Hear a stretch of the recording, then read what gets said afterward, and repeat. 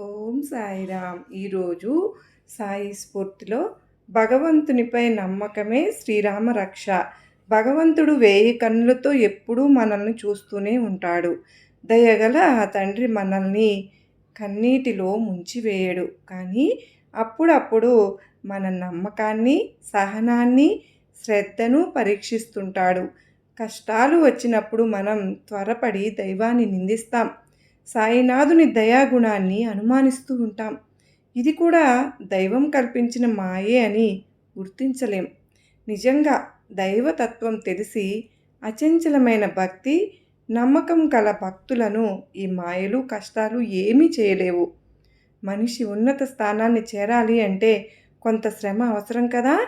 మరి సర్వోన్నతుడైన దైవ సాన్నిధ్యం చేరాలి అంటే ఆ శక్తి సామర్థ్యాలు మనకున్నాయో లేదో తెలుసుకోవడానికి దైవం పరీక్షలు పెట్టరా?